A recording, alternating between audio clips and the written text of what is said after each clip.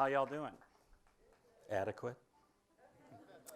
My name's Jason Laker, and I'm a professor in the Department of Counselor Education here at San Jose State University. I'm going to rely on these cards while I'm talking, and the reason is that my topic is a sensitive one, and I want to be precise. Specifically, I'm going to be talking about my research with Dr. Erica Boas on the the research is intended to address the reduction and hopefully eventually the elimination of sexual coercion and assault. And our research focuses on doing that with college students. And for that obvious reason, it's a sensitive topic. A lot of presentations about things like that start with what we call a trigger warning. And there's people who will criticize it, but the way I see it is it's just a way of practicing good manners, to let people know that you're going to be talking about information or a topic that people have a complicated relationship with, including sometimes past trauma. So I want to let you know that that's the topic of the talk, and I also want to let you know that at no point during the information I'll share with you will not include any description of assaults or anything of that nature. But I do want to let you know ahead of time so that you're aware of the subject. So many of you are,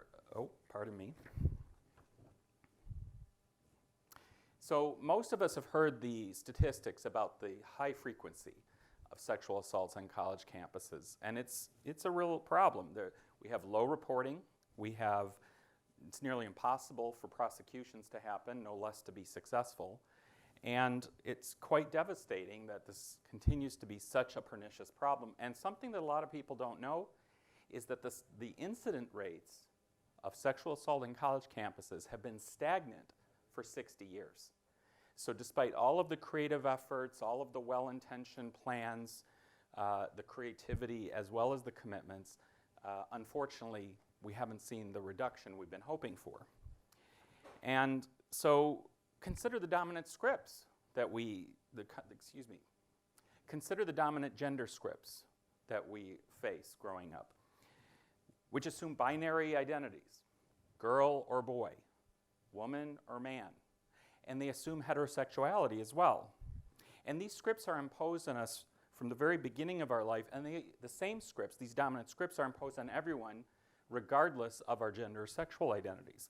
We learn that men have to prove ourselves by having lots of heterosexual sex, taking the lead, initiating, being really good at it, and to believe that women want to proceed even if they say otherwise, or even if they say nothing at all. We learn that if women are even curious about sex, no less interested in it, that they're sluts.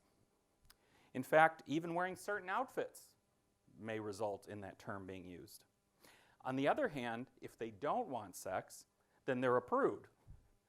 This dilemma creates an impossible situation for all involved. We learn that anyone who doesn't identify exclusively as a girl or a boy, as a woman or a man, is impossible to exist. It's a ruse, it's a phase. We learn that sex is only appropriate in the context of a marriage between a man and a woman. And we also learn to sow oats and try before you buy. So we learn that sex between people of the same gender or sex is dirty. It should be illegal, and for a long time it was illegal. In short, we learn shame, we learn guilt, we learn silence, we learn avoidance, we learn punishment.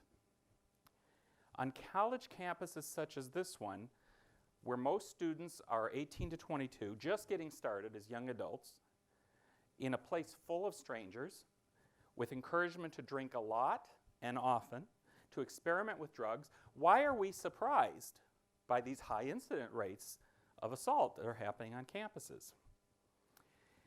And what is the response to this loaded and complicated set of issues? Mostly laws and policies. For example, here is San Jose State's affirmative consent policy.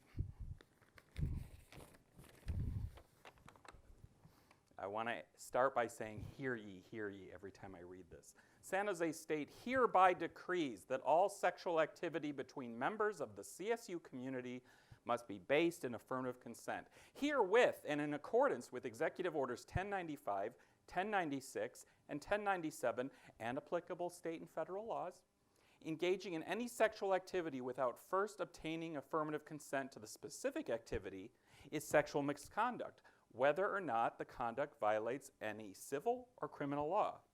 In furtherance of this decree, San Jose State University hereby defines affirmative consent as an informed, affirmative, conscious, voluntary, mutual agreement to engage in sexual activity.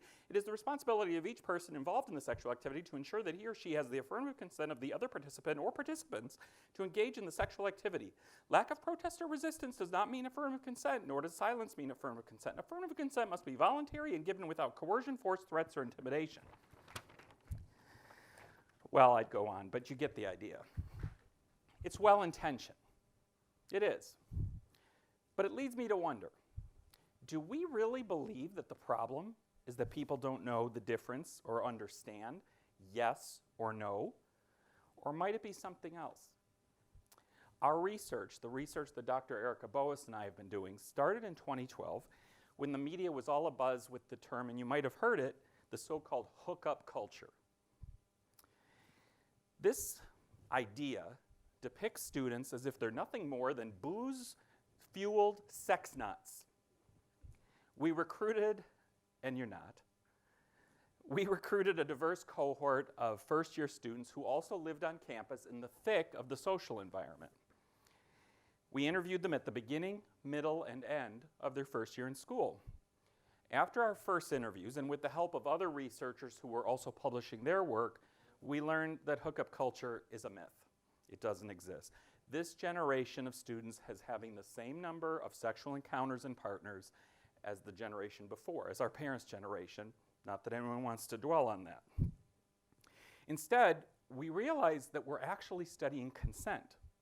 Specifically, given the demands placed on all of us in various ways by the fraught, which it is a fraud too, the fraught, rigid, and contradictory gender and sexual scripts we learned growing up, how do real college students actually communicate and negotiate about sexual activity in the intimate spaces where it actually occurs? And laws and policies don't do much to help us answer those questions. Remember, we weren't researching sexual activity. We were studying how people let it be known what they do or don't want when faced with those decisions in real time in the intimate space. And that's when things got interesting, because we specifically recruited students who said they had never been sexually harmed, and we focused on surfacing information about successful consent communication.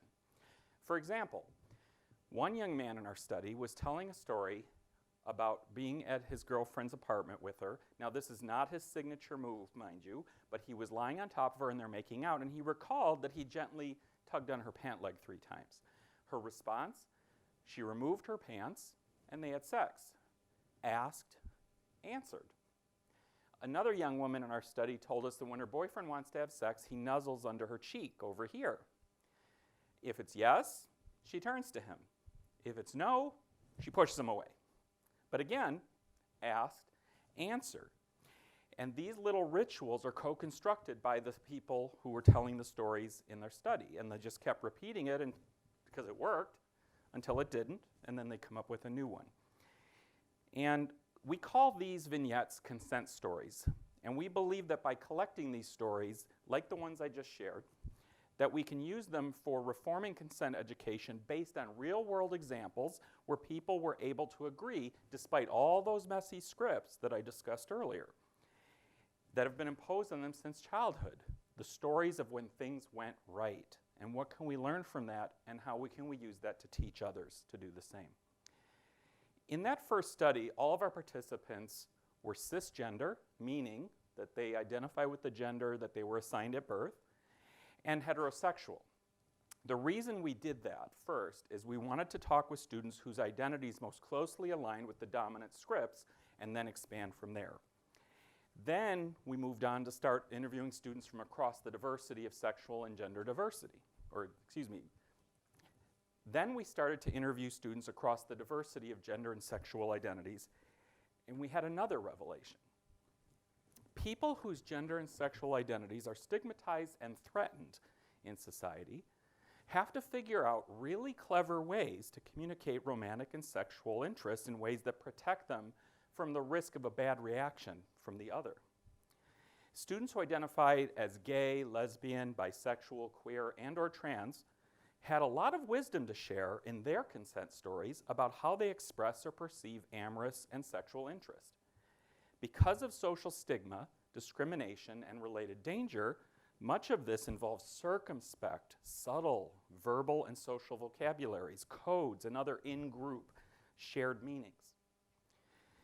We've also been collecting consent stories from students of various gender and sexual identities who engage in kink practices, which interestingly are the opposite. They're very overt, there's clear negotiation. In fact, pleasure for all participants is an expectation, and being upfront about what you want or don't is part of what makes that happen and part of what makes it fun for the people doing it. In short, queer and kinky communities are wizards at affirmative consent. This does not mean that everyone in these communities are good at it, or that all cisgender and straight people aren't. But in terms of the scripts, vanilla people can learn a lot from queer and kinky people. Make no mistake, as one op-ed this week noted in discussing the current controversy around the Supreme Court nominee, rape culture loves mixed signals and fuzzy memories. The same article also noted that justice is about diffusing power. Many of you have probably seen the slogan, "Consent is sexy." How many of you have heard that before? Well, as appealing as that tagline sounds, we're not there yet. Dr. Boas and I believe that our research can help to empower people by developing consent education that meets us where we currently are, by sharing the wisdom of our generous research participants who offered their successful consent stories, giving people actionable ideas for communicating their yeses, nos, and maybes cleverly and confidently while they work on the personal project of leaving the constraints, the baggage imposed by those rigid gendered sexual scripts behind. So being clever won't be necessary to be safe or to have fun, and should enjoy this essential part of humanity with others who share our commitments. Thank you very much.